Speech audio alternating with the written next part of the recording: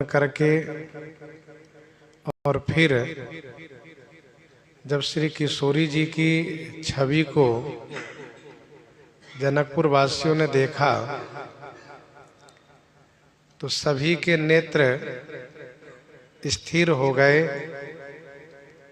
पलक लगना बंद हो गया।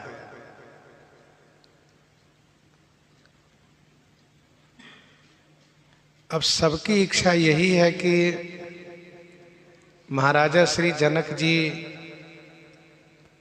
प्रण को छोड़ दें और श्री सीता जी का विवाह श्री राम जी के साथ कर दें। लेकिन ऐसा महाराज से कोई कहने का साहस कर नहीं पा रहे हैं, इसीलिए सभी लोग श्री ब्रह्मा जी से मन ही मन प्रार्थना कर रहे हैं कि हे विधान कर्ता विधाता, आप हमारे महाराजा श्री जनक जी की जड़ता को हर लीजिए और हमारी जैसी सुंदर बुद्धि इनको दे दीजिए। हमारे महाराज जब प्रण छोड़ करके श्री सीता जी का विवाह श्री राम जी से कर देंगे तो इनको संसार अच्छा कहेगा, क्योंकि सबकी यही भावना है, सब यही चाहते हैं कि श्री सीता जी का विवाह श्री राम जी से ही हो। यदि हमारे महाराज हठ किए रहेंगे तो अंत में इनको बहुत पछताना पड़ेगा। जनकपुर वासी इस प्रकार से लालसा में मगन है। इसी बीच महाराजा श्री जनक जी प्रतिज्ञा सुनाने के लिए बंदी जनों को बुला देते हैं। तब बंदी जन जनक बुलाए, तब बंदी जन जनक बुलाए, बिरदावली कहत चली आए, बिरदावली कहत चली आए। तब बंदी जन जनक बुलाए, बिरदावली कहत चली आए। तब कब? जब स्वयंवर के कार्य प्रारंभ करने का समय आ गया तब, अथवा तो तब कब? जब श्री सीता जी भी रंगभूमि में विराजित हो गई हैं तब। सभा शांत है। अब महाराज अपने बंदी जनों को बुलाए। वैसे तब का संबंध है ऊपर के दोहे में जो रंगभूमि जब सिए पगुधारी उस चौपाई से। रंगभूमि जब सिए पगुधारी तभी महाराजा श्री जनक जी बंदी जनों को बुलाए। बंदी जन करते क्या है? कहा कि ये बंदी जन जसावली का गायन करते हैं, राजा के गुणगान करते हैं, राजा की प्रशंसा करते हैं। यह इन बंदी जनों का कार्य है, अर्थात ये भाट लोग हैं।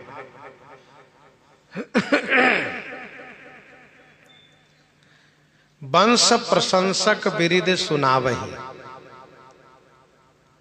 और भी उदाहरण है गोस्वामी जी ने दिए।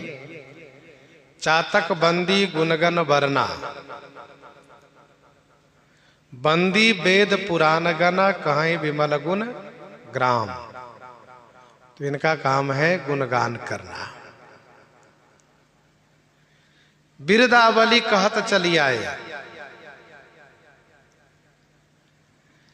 वैसे यही लालसा मगन सब लोगों में बंदी जन भी हैं। इसीलिए महाराज जब बुलाए तब ये लोग चल करके आए। बंदी जन इस भाव से भी आए कि यह मेरा सौभाग्य है कि इतने बड़े समाज में मैं अपने महाराज की प्रतिज्ञा को उद्घोष करूंगा। इसलिए आगे वर्णन है कि ये बड़े प्रसन्न है। बिरदावली कहते चली आए। बिरदावली माने जसावली कहते हुए आए। किस लिए? इसलिए कि लोगों को पता चले कि यह वंश कितना महान है, इस वंश का मूल कहां से है और इस वंश की कैसी गरिमा है, इस वंश के राजा लोग कितने बड़े महान होते आए हैं। इन सभी बातों को बिरदावली कहत चली आए में सुनाते हुए आए।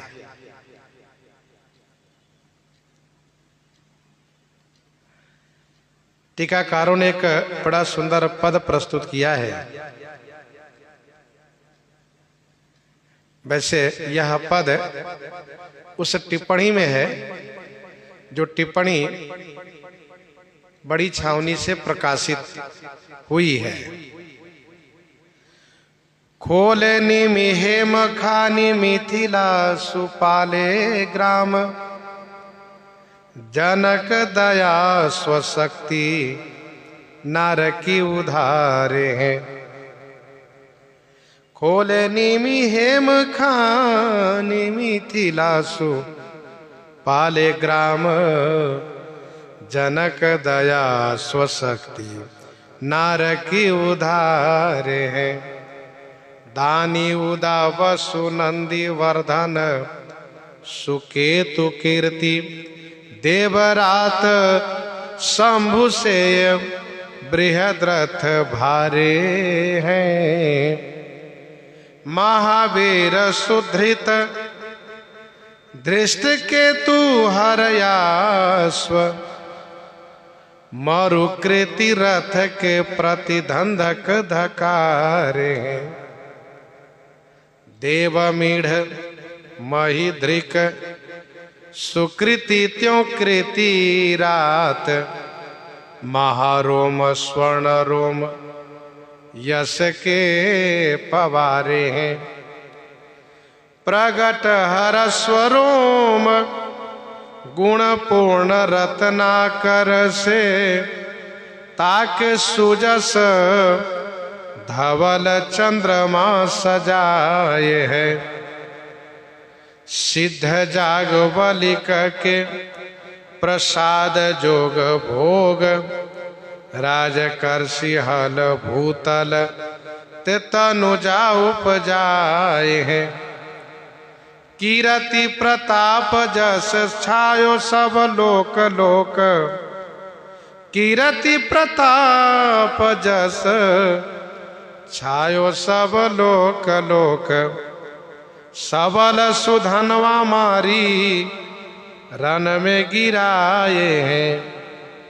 निमिकुल शीस ताज शिर ध्वज महाराज, निमिकुल शीस ताज शिर ध्वज महाराज।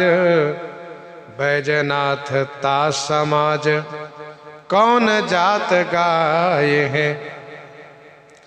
तो ये भाट लोग बंदी जन महाराजा श्री जनक के जसों को वर्णन करते हुए, कीर्ति को वर्णन करते हुए महाराज के पास पहुंच गए। महाराज के पास जैसे पहुंचे वैसे महाराज ने इनसे कहा, कह निरप जाइए कहु पन मोरा, चले भाट ही हरसन थोरा। कह निरप जाए कहु पन मोरा। कह निरपजाई कहु पन मोरा। नृप महाराजा श्री जनक जी ने कहा, सबके बीच जाकर के मोरापन कहो, मेरा प्राण तुम कह दो। चले भाट ही हर्षन थोरा। भाट चले हैं, हृदय में थोड़ा हर्ष नहीं, अर्थात बहुत हर्ष है। बहुत हर्ष किस बात को लेकर के है? तो इसी बात को लेकर के है कि स्वामी की आज्ञा को हम पालन करते हुए और इतने बड़े समाज में महाराज के प्रण को उद्घोष करने जा रहे हैं। दूसरा अर्थ, चले भाट ही हर्षन थोरा के संदर्भ में संतों ने ये कहा कि यही लालसा मगन सब लोगों में बंदी लोग भी थे, भाट लोग भी थे, परंतु महाराज ने कहा कि मेरा प्रण आप उद्घोष करो, मेरी प्रतिज्ञा सुनाओ। तो चल तो दिए, लेकिन हृदय में थोड़ा भी हर्ष नहीं हुआ। ये दूसरा अर्थ है, थोड़ा भी हर्ष नहीं हुआ, यह सोच करके कि महाराज का आदेश है, हम सुनाते हैं, लेकिन हम तो यही चाहते थे कि महाराज प्रण छोड़ दें। कह निरपजाई कहु पन मोरा। जाकर के कहो, क्योंकि रंगभूमि का विस्तार बहुत दूर में है। अति विस्तार चारु गच ढारी, विमल वेदिका रुचिर संवारी। चहुदिश कंचन मंच विशाला, रचे जहां बैठे महिपाला। तो रंगभूमि का बहुत विस्तार है, इसलिए महाराज ने कहा कर कि जा करके आप सुनाओ।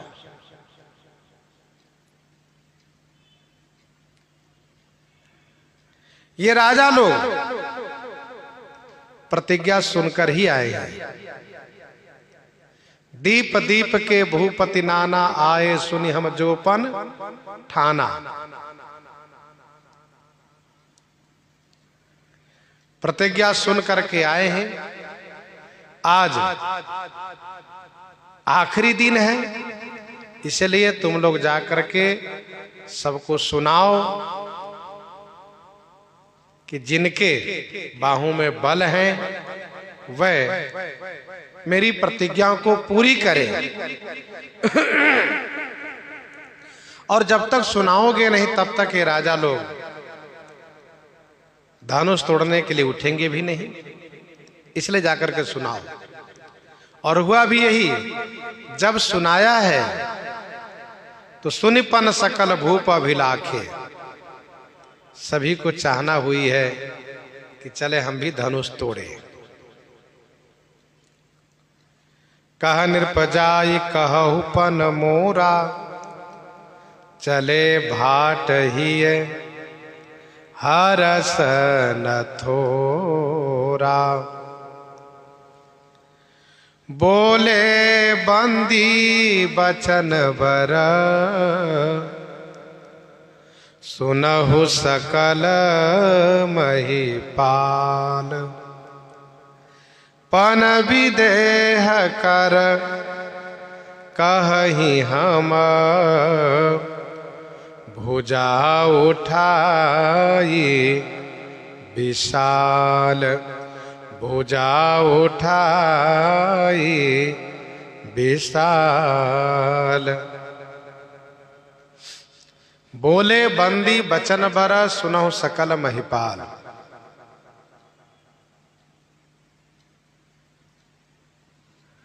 बंदी बर बचन बोले, हे महिपालों, आप मेरी बात ध्यान से सुने। सुनहु सकल महिपाल माने समस्त राजा, मेरी बात, हमारी बात ध्यान से सुने। हम भुजा उठा करके अपने महाराजा श्री विदेहराज जी के विशाल प्रण को कह रहे हैं। पन विदेह कर कहीं हम भुजा उठाई विशाल। विशाल शब्द प्रण के साथ साथ भुजा के साथ भी अर्थ में लिया जा सकता है। अर्थात हम अपनी विशाल भुजा उठा करके हम अपने महाराज के विशाल प्रण को आप सबको सुना रहे हैं।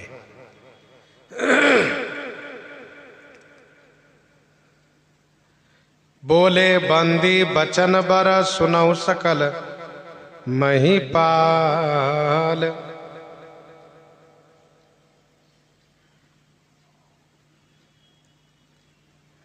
बर वचन माने श्रेष्ठ वचन है, अर्थात वाणी के दोषों से रहित है इनका वचन। स्कंद पुराण माहेश्वर खंड कुमारिका खंड अंतर्गत अध्याय 45 में वाणी के 18 दोष गिनाए गए। स्कंद पुराण माहेश्वर खंड अंतर्गत कुमारिका खंड में अध्याय 45 में वाणी के 18 दोष गिनाए गए।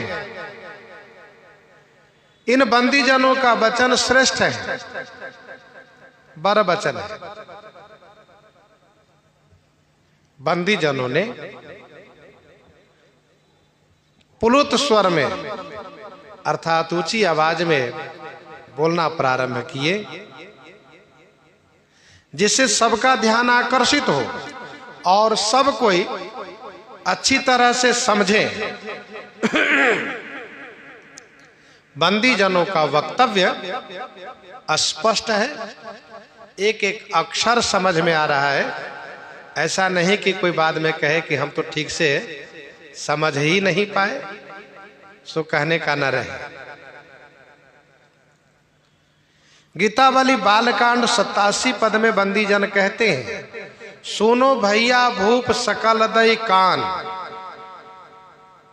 सुनो भैया भूप सकल दई कान। आप सब कान दे करके सुनिए। वज्र रेख गज दसन जनकपन वेद विदित जग जान।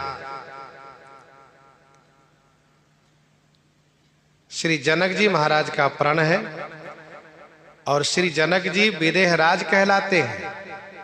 विदेहराज का प्रण है, मानो एक प्रकार से इन बंदी जनों का व्यंगात्मक भी है। व्यंगात्मक क्या है कि ऐसा प्रण विदेह ही कर सकता है, कोई देहधारी नहीं कर सकता है। हम विदेहराज जी का प्रण सुना रहे हैं। भुजा उठाई विशाल, यह विशाल प्रण है। हम विशाल भुजा उठाकर कह रहे हैं। भुजा उठा के कहने का भाव यह है कि जिससे कि सबका ध्यान आकर्षित हो और सबको यह विश्वास हो कि जिस प्रकार से इसने भुजा उठा करके प्रतिज्ञा कही है, जिस प्रकार से इन लोगों ने भुजा उठा करके प्रतिज्ञा कही है और भुजा उठाने पर सबसे ऊंचे दिखाई दे रहे हैं, इनकी भुजा ऊंची दिखाई दे रही है, वैसे ही यह प्रतिज्ञा भी सबसे ऊंची है। और कोई विशेष बात जब कहनी होती है तो भुजा उठाकर ही कही जाती है।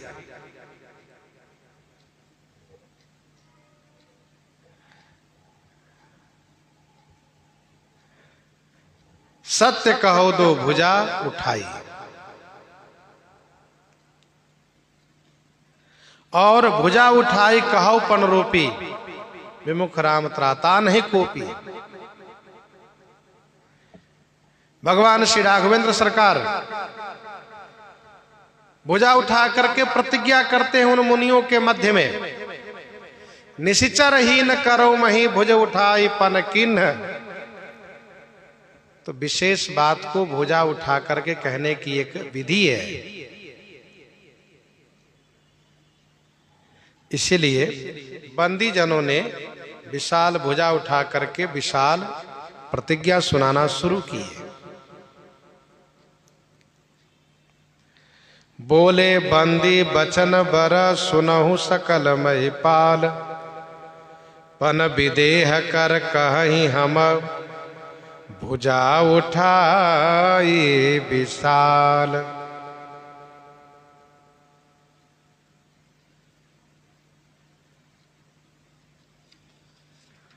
नृपभुज बल विधु शिव धनु राहु, गरुए कठोर विदित सब काहू। गरुए कठोर विदित सब काहू, नृपभुज बल विधु शिव धनु राहु।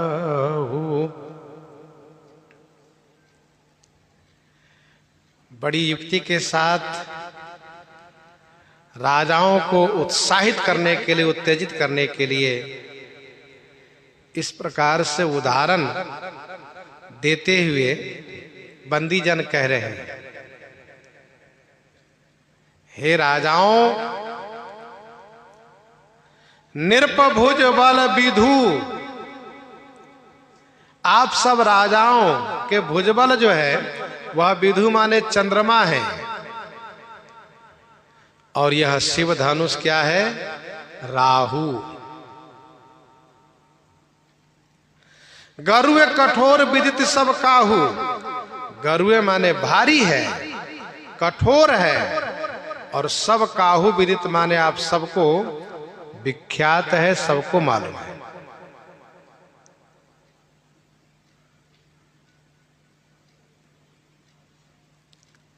नृपभुज बल विधु शिव धनु राहु, सभी राजाओं के भुजबल चंद्रमा है और यह शिव धनुष राहु है। अर्थात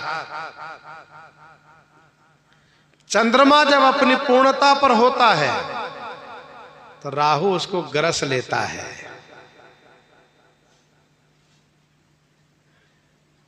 अर्थात चंद्रमा की शक्ति को वह कर्षण कर लेता है, खींच लेता है। वैसे ही आप सबके भुजबल चंद्रमावत है, तो उस भुजबल रूपी चंद्रमा को गरसने के लिए यह धनुष राहु के समान है।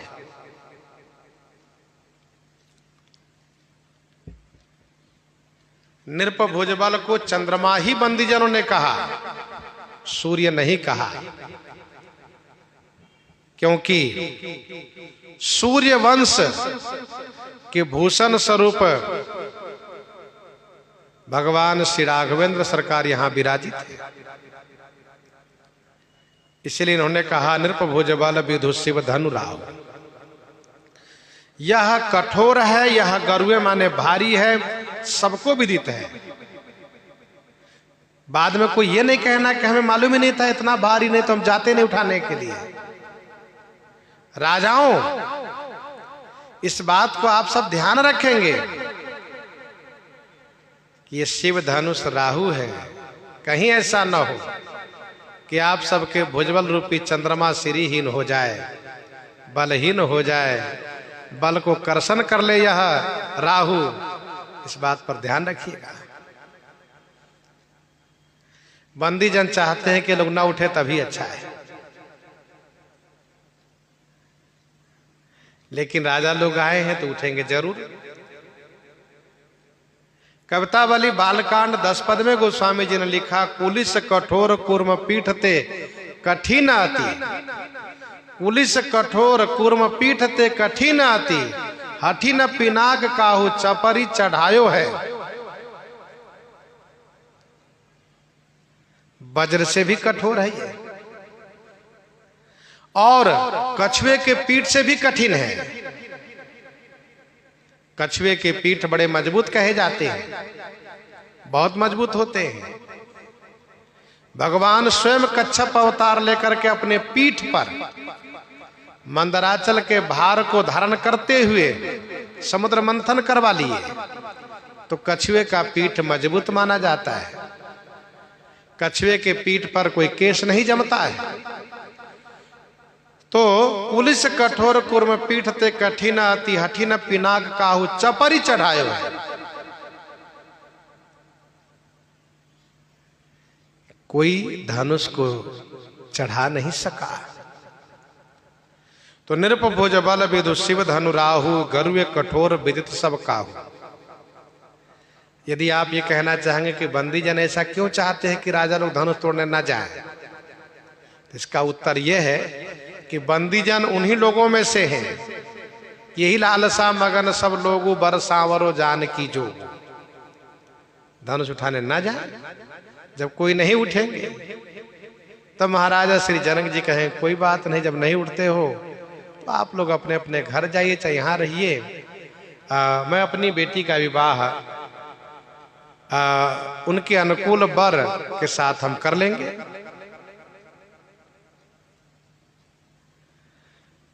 इसीलिए इन बंदी जनों ने इस प्रकार से कहा। और दूसरा भाव यह है कि राजाओं को उत्तेजित करना है। जब ये कहेंगे कि तुम्हारे भुजबल चंद्रमा है और ये धनुष राहु है, राहु जैसे चंद्रमा को खा जाता है वैसे धनुष तुम्हारे बाहुबल को खा जाएगा। तो राजा तमतमाएंगे सुन करके, देखते हैं कैसे मेरे बाहुबल को धनुष खा जाता है, उठ के जाएंगे। इसीलिए उत्साहित उत्तेजित करने के लिए बंदी जनों ने इस प्रकार से कहा। बंदी जनों ने एक बात और कही, रावण बाण महाभट भारे देखी सरासन गवहीं सिधारे। रावण बाण महाभट भारे देखी सरासन गवहीं सिधारे। रावण बाण महाभट भारे। रावण और बाणासुर भारे महाभट, भारी महाभट है। देखी सरासन गवहीं सिधारे। सरासन धनुष को देख करके, गवहीं माने बहाना करके चले गए। गवहीं का मतलब चुपके से बहाना करके चले गए, लेकिन यहां पर बहाना करके चले जाना अर्थ ठीक होगा।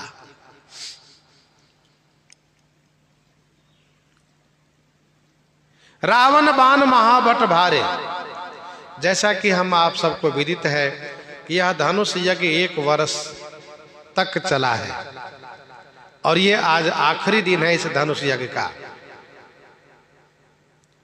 रावण बीच में आया, बाणासुर भी आया। अपने समय का ये दोनों सबसे विशेष बलवान माने जाने वाले हैं। वह रावण जो दशानन है, 20 भुजा वाला है, आया है और यह कह करके चला गया है कि यह धनुष मेरे गुरु जी का है, नहीं तो मैं तुरंत तोड़ देता। हनुमान नाटक में ऐसा वर्णन है कि रावण के मंत्री ने आकर के महाराजा श्री जनक जी से रावण का कहा हुआ कहा कि यह धनुष मेरे गुरु जी का है, नहीं तो मैं तोड़ देता। इसीलिए धनुष तोड़ने की अपेक्षा न करें और श्री सीता जी हमें दे दें। महाराजा श्री जनक जी ने यह कह करके और मंत्री को लौटाया कि जब गुरु जी के कैलाश उठा सकते हैं, धनुष नहीं उठा सकते। कैलाश भी तो गुरु जी का ही था, तब क्यों उठा लिया? तब उनको नहीं लगा कि हाँ गुरु जी के कैलाश से कैसे उठाऊं मैं? और धनुष उठाने में बहाना कर रहे हो कि गुरु जी का धनुष इसलिए नहीं उठाएंगे। बाणासुर ने कहा कि श्री सीता जी जगत माता है, इसलिए मैं धनुष को नहीं तोड़ूंगा, नहीं तो मैं तोड़ देता। मेरे लिए धनुष क्या है? मेरे पास 1000 भुजा है।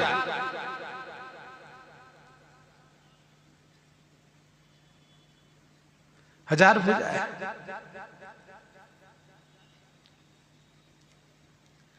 लेकिन बंदी जनों ने कहा कि ये सभी लोग बहाना करके चले गए हैं। महाभट का मतलब एक भट्ट होता है, दूसरा सुभट होता है और तीसरा महाभट होता है, उसी को दारुण भट्ट भी कहते हैं।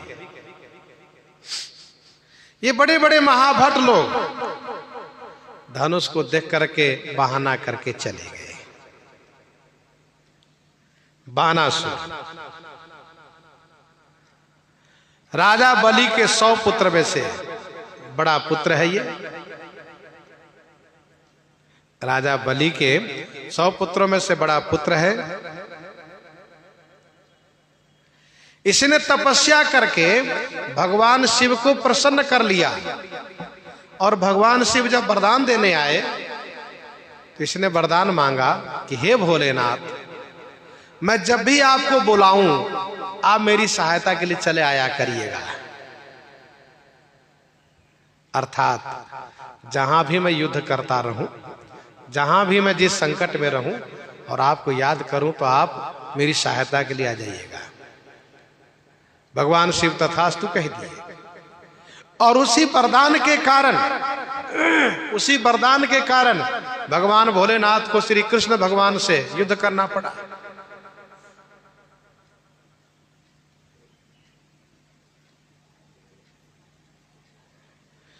इसी बाणासुर की बेटी उषा,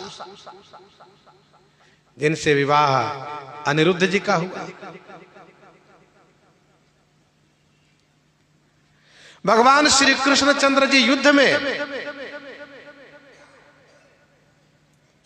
इनकी भुजाओं को काट दिए। भगवान शिव के कहने पर कुछ भुजा छोड़ दिए, बाकी सब भुजा काट दिए। तो रावण बाण महाभट भारे, ये उस समय के भारी भट्ट, भारी योद्धा रावण और बाणासुर है। देखी सरासन गवहीं सिधारे,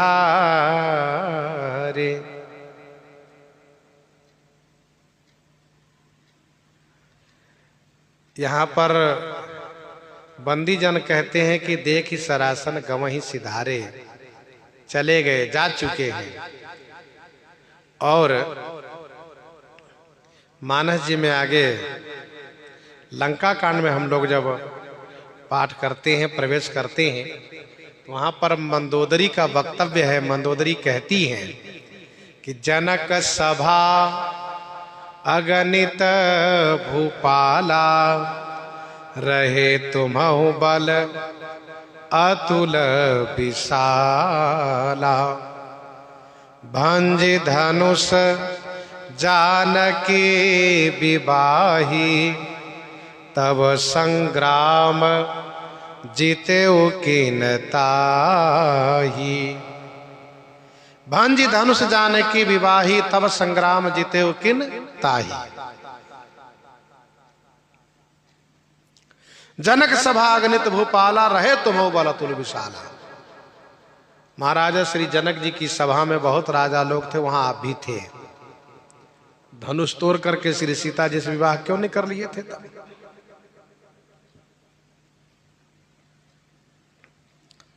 तो इसका समन्वय कैसे किया जाएगा?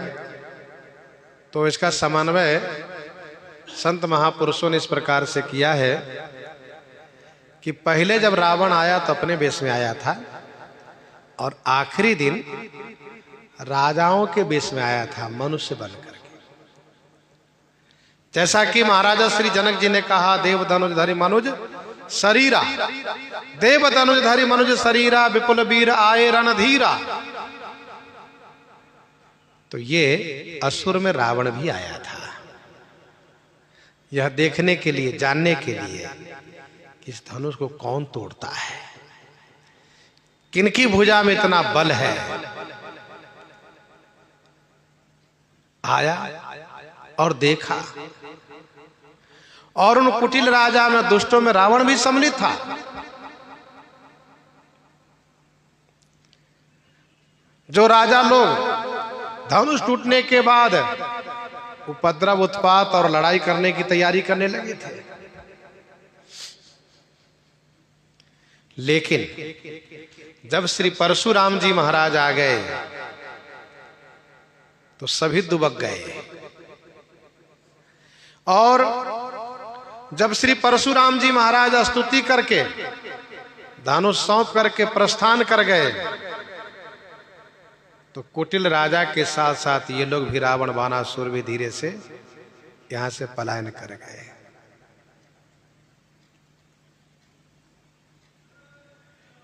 तो रहे तुम्हों बल अतुल विशाला, वहां पर वर्णन है।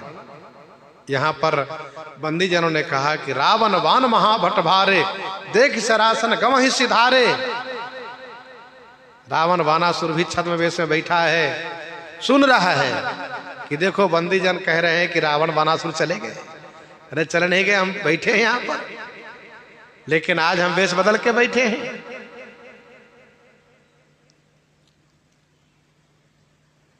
देख सरासन गवहि सुत सिधारे, सोई पुरारी कोदंड कठोरा, राज समाज आज जोई तोरा, सोई पुरारी कोदंड कठोरा, राज समाज आज जोई तोरा। सोई पुरारी कोदंड कठोरा, राज समाज आज जोई तोरा। सोई पुरारी कोदंड कठोरा। सोई माने वही, पुरारी का कठोर कोदंड को राज समाज आज जो तोड़ा, राज समाज में आज जो तोड़ेगा।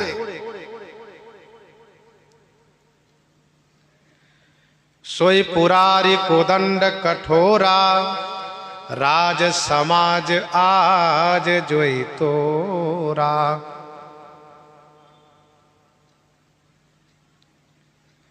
सोई पुरारी कोदंड कठोरा, राज समाज आज जो तोड़ा।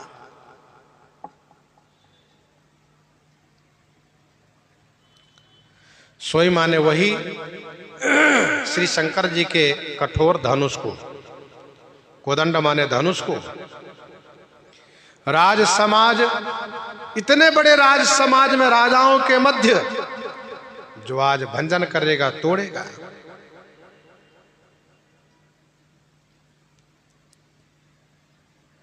अर्थात यह यज्ञ 1 वर्ष से चल रहा है। आज आखिरी दिन है, इसलिए आज जो तोड़ेगा,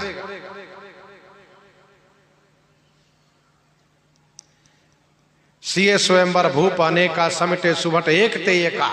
सब एकत्र है, एक से एक सुभट लोग। त्रिभुवन जय समेत वैदेही, त्रिभुवन जय समेत वैदेही। बिनहि विचार बरई हठिते ही, बिनहि विचार बरई हठी तेहि त्रिभुवन जय समेत वैदेही। त्रिभुवन जय समेत वैदेही बिनहि विचार बरई हठी तेहि। त्रिभुवन जय समेत वैदेही।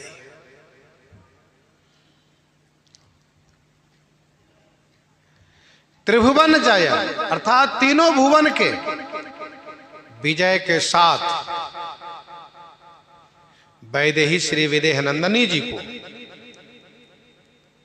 बिना ही विचार, बिना विचार किए ही तेही माने उसको, हाथी माने हठात वरण करेंगे। तीनों भुवन के जय के साथ, विजय के साथ श्री विदेह नंदनी जी बिना विचार किए हुए ही उनको हठात वरण करेंगे। बिना ही विचार बरई हठिते ही।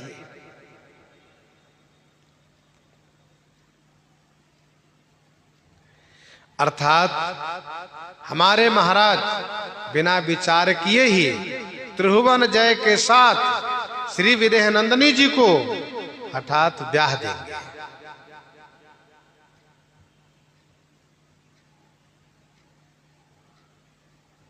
इस प्रतिज्ञा को पूर्ति करने वाले को तीनों भुवन में जय की प्राप्ति होगी।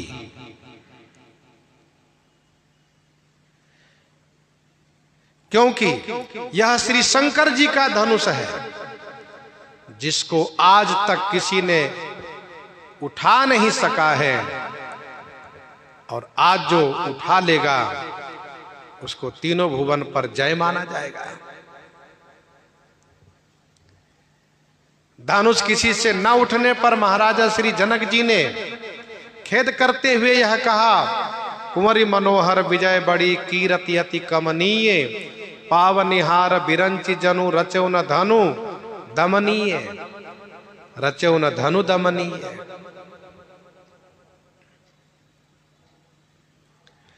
त्रिभुवन जय समेत वैदेही, बिनहि विचार बरई हठिते ही, बिनहि विचार बरई हठिते ही। कहने का भाव ये है कि विवाह में बहुत विचार करना चाहिए। यह शास्त्रीय निर्देश है कि विवाह में बिना विचारे यदि विवाह करा देते हैं तो बाद में पछताना पड़ता है। इसीलिए विवाह में खूब विचार करना चाहिए। जैसे कि जौ घर बर कुल होई अनुपा, जौ घर बर कुल होई अनुपा, करिए विवाह सुता अनुरूपा। पिता का यह धर्म है कि घर बार कुल को ध्यान में रखते हुए कन्या के अनुरूप हो तभी विवाह करना चाहिए, नहीं तो बेटी को बोझ नहीं मानना चाहिए। भले कुमारी घर में रखें पर अयोग्य के साथ विवाह नहीं करना चाहिए। बंदी जनों ने कहा कि हमारे महाराज उनके साथ हठात ब्याह कर देंगे। सुनिपन सकल भूप अभिलाखे, सुनिपन सकल भूप अभिलाखे, भटमानी अतिशय मन माखे, भटमानी अतिशय मन माखे, सुनिपन सकल भूप अभिलाखे। सुनिपन सकल भूप अभिलाखे, प्रण सुनते ही सकल भूप माने सभी राजा अभिलाषा करने लगे। भाई कौन राजा नहीं चाहे कि त्रिभुवन में जय हमारी ही हो, हम ही सबसे बड़े बलवान हो, कीर्तिमान हो। इसलिए सुनिपन सकल भूप अभिलाखे।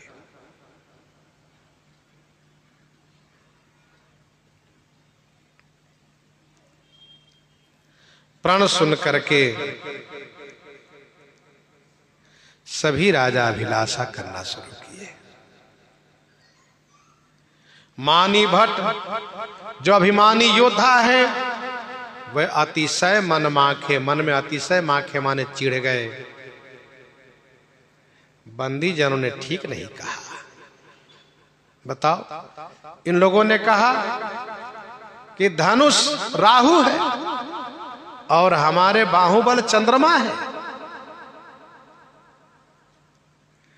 अभी राहु को हम बताते हैं, ठिकाने लगाते हैं उसको। भट्ट मानी अतिशय मन माखे।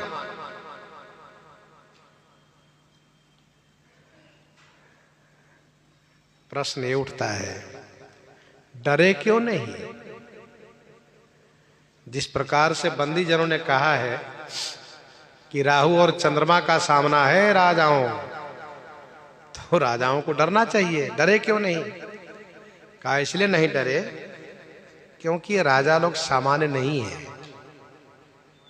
कवितावली बालकांड पद संख्या 9 में पढ़िए, पवन पुरंदर। ये कोई पवन को इंद्र के समान है। तो ये सब बड़े बड़े बलवान राजा लोग हैं, इसीलिए सब मन में माखे माने चिढ़ गए।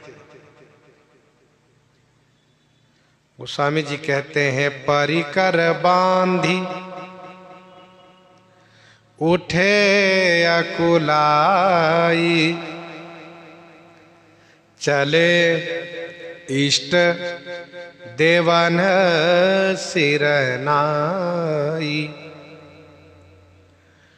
परिकर बांधी उठे अकुलाई। परिकर बांधी माने फेटा बांध करके अकुलाई उठे। परिकर बांधी माने फेटा बांध करके, अकुलाई माने व्याकुल हो करके, एकदम से हड़बड़ा करके घबरा करके उठे।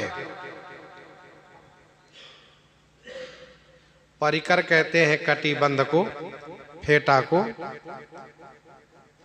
कमर कस लेने से शरीर में विशेष बल प्राप्त होता है। वैसे भी तमतमाए हैं राजा लोग, माखे हैं, चिढ़े हुए हैं, और दूसरी बात कमर कस लिए हैं, अकुला कर उठे। बैठे बैठे ही फेटा बांध लिए लोग, जिससे कि खड़े होकर के बांधेंगे तो हम कहीं पीछे न रह जाए। इसीलिए बैठे बैठे ही सब फेटा बांध लिए और उठे अकुलाई। एकदम से सहसा अकुलाकर उठकर खड़े हुए, चल दिए। तब याद आया कि हम अपने इष्ट देव को तो प्रणाम किए ही नहीं। चले तब इष्ट देवन सिरनाई।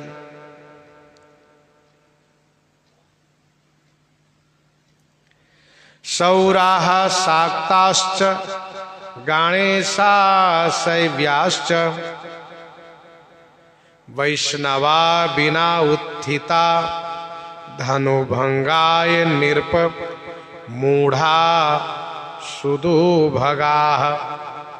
वैष्णव को छोड़ करके बाकी जितने हैं, भगवान सूर्य के भक्त सौराह, शाक्ताश्च शक्ति के भक्त, गणेश जी का भक्त गणेशाह, शैव्याश्च शिव जी के भक्त, ये लोग मूढ़ राजा लोग हैं। चले इष्ट देवन सिरनाई।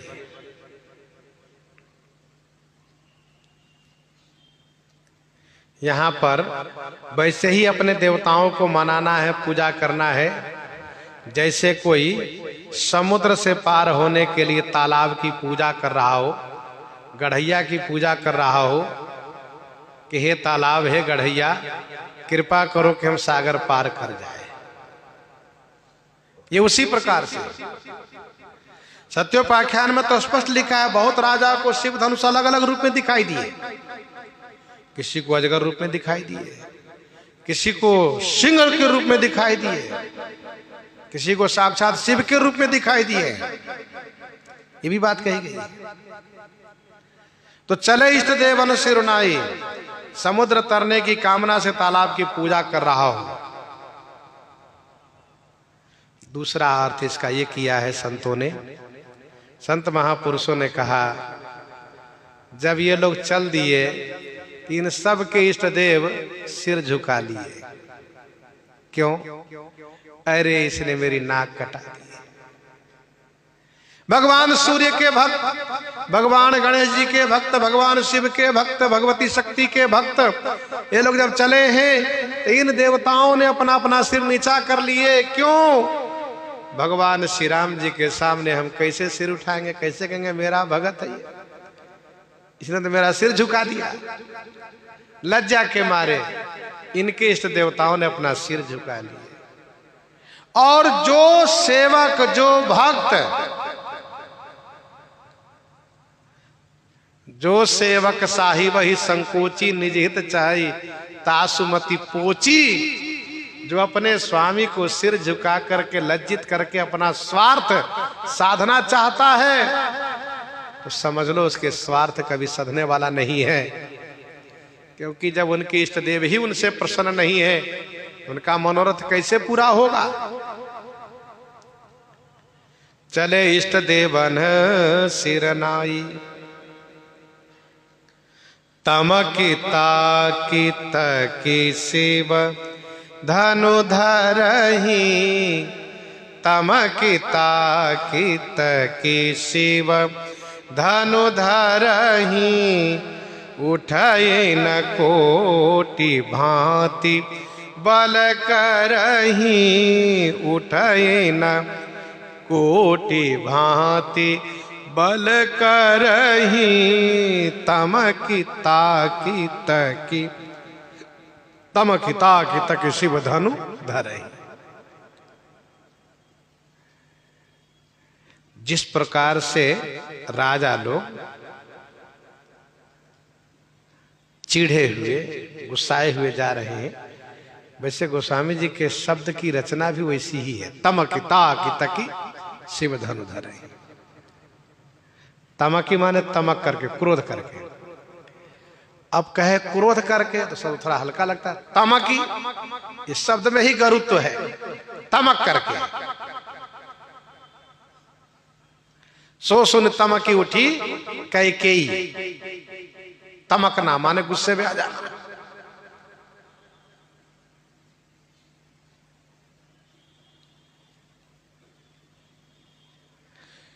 तमकी ताकी तकी शिव धनु धरही। वैसे ताकी ताकी ही शब्द होना चाहिए था, लेकिन गोस्वामी जी महाराज इस बात पर भी ध्यान रखते हैं कि छंद का क्रम न भंग हो। काव्य की रचना में इस बात पर ध्यान रखा जाता है, अति माखम मखम कुर्यात छंदो भंग न कारयेत, अति माखम मखम कुर्यात छंदो भंग न कारयेत। तो ताकी ताकी यही शब्द होना चाहिए, लेकिन ताकी ताकी कहने पर छंद भंग हो जाएगा, इसलिए ताकी तकी, तमकी ताकी तकी शिव धनु धरही, अर्थात क्रोध करके। ताकी ताकी माने देख देख करके, किधर से उठाते बनेगा, किधर से हल्का है, किधर से पतला है, तो ये देख देख करके शिव धनु धरही उठाते हैं, शिव धनुष को पकड़ते हैं। एक तो गुस्से में है। अच्छा, गुस्से में बल बढ़ जाता है, बुद्धि भले ही कमजोर हो जाती हो लेकिन बल बढ़ता जरूर है। यूं यदि कोई काम हो उससे कहो तो नहीं कर पाएगा, लेकिन गुस्से में कर ले जाएगा, उत्साह होता है उसको। तो गुस्से में आकर के देखते कैसे ने धनुष उठेगा हमसे। अब ताकी ताकी माने देख देख करके, पहले बाईं हाथ से छुआ, अभी उठा के फेंक देता हूं, कुछ नहीं हुआ। दाहिना हाथ लगाया, तब भी नहीं उठा। दोनों हाथ लगाया, तब भी नहीं हिला। तो सोचता इधर से भारी है, उधर चलते हैं। उधर जाके पकड़ के देखा, तब भी नहीं। चलो डोरी भाग ही सही, डोरी भाग ही पकड़ के उठाओ, वो भी नहीं। कहीं से कुछ नहीं हुआ। उठई न कोटि भांति बल करही। कोटि भांति माने ये कोटि अनंतवाची है, अनेक प्रकार से बल का प्रयोग कर रहे हैं, दंड बैठक करके, उठ बैठ करके, हाथ पांव हिला करके, कमर कस करके, सांस साध करके, गुस्से में तमतमा करके, अनेक प्रकार से बल का प्रयोग करते हैं, लेकिन उठता ही नहीं। धनुष ज्यों का त्यों बना हुआ है। गोस्वामी जी कहते हैं कि अभी तक तो मैंने ये कहा कि सुनिपन सकल भूप अभिलाखे, परिकर बांधी उठे अकुलाई, तमक ताक तकी शिव धनु धरही। लेकिन सब राजा नहीं गए हैं, ये भी ध्यान रखिएगा। कैसे? कहा जिनके कछु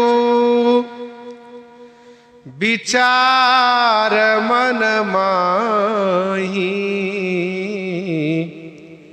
चाप समीप महीपन जाही, चाप समीप महीपन जाही, जिनके कछु विचार मन माही। जिनके कछु विचार मन माही, चाप समीप महीपन जाही। जिनके मन माही कछु विचार, जिनके मन में कुछ विचार है, वह महीप माने राजा, चाप समीप न जाही, धनुष के पास नहीं जाते।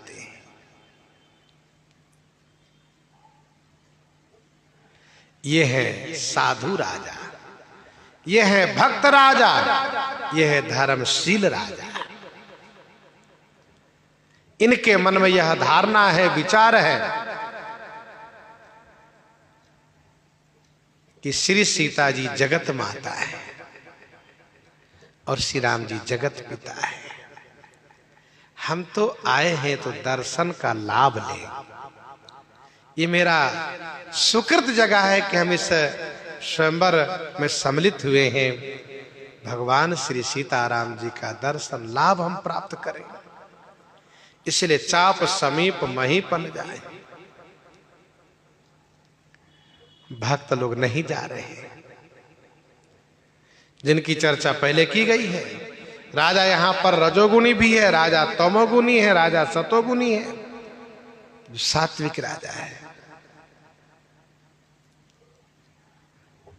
तमक धरहि धनु मूढ़ नृप, उठई न चलहि लजाई, मनहु पाई भट बाहुबल, अधिक अधिक गरुआई, अधिक अधिक गरुआई। मूढ़ राजा लोग तमक के माने तमतमा कर, गुस्से में आकर के धनुष को पकड़ते हैं, उठाते हैं। जब नहीं उठ पाता है तो लज्जित होकर के जाकर के बैठ जाते हैं। गोस्वामी जी कहते हैं मन उपाई भट बाहुबल, मानो भट के बाहुबल को पा करके यह धनुष और अधिक अधिक गरुआई माने भारी होता जा रहा है। अधिक अधिक गरुआई। तो इस प्रकार से राजा लोग अपना बल आजमा रहे हैं, लेकिन धनुष किसी से टूटेगा नहीं, उठेगा नहीं। और फिर परिणाम जो होता है ये हम श्रवण आगे करेंगे। प्रसंग को यहीं पर हृदयांगम करते हुए आइए श्रवण करते हैं श्री भक्तमाल जी से।